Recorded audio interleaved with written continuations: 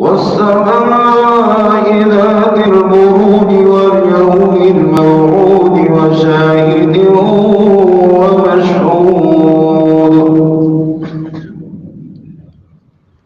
قتل أصحاب الأخدود النار ذات الوقود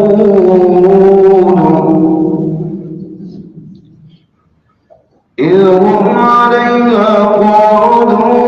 وهم على ما يفعلون بالمؤمنين شهود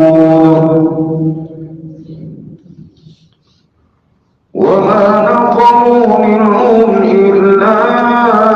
أن يؤمنوا بالله العزيز الحميد.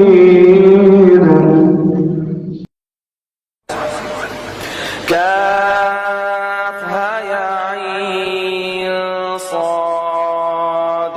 ذكر رحمة ربك عبده زكريا إذ نادى ربه نداء خفيا قال رب إني وهن العظم مني واشتعل الرأس شيبا ولم أكن بدعائك رب شقيا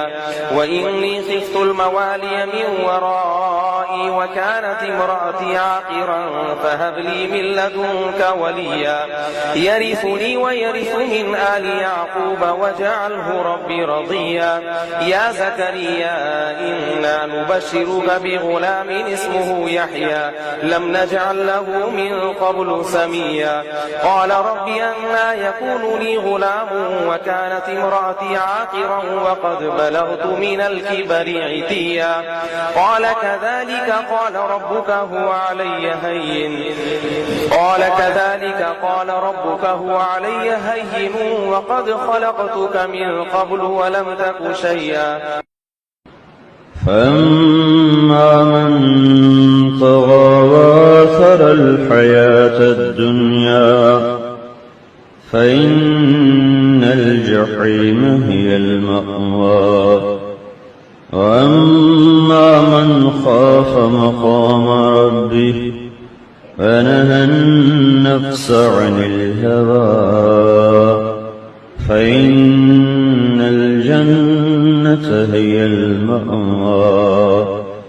يسألونك عن الساعة أيان مرساها فيما أنت من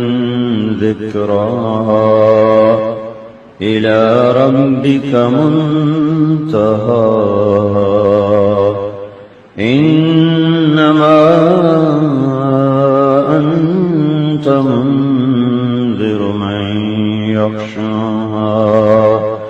كأنهم يوم يرونها لم يلبثوا إلا عشية أو ضحاها. أعوذ بالله من الشيطان الرجيم. بسم الله الرحمن الرحيم. تبارك الذي بيده الملك وهو على كل شيء قدير الذي خلق الموت والحياة ليبلوكم أيكم أحسن عملا وهو العزيز الغفور الذي خلق 7 سماوات طباقا ما ترى في خلق الرحمن من تفاوت فرجع البصر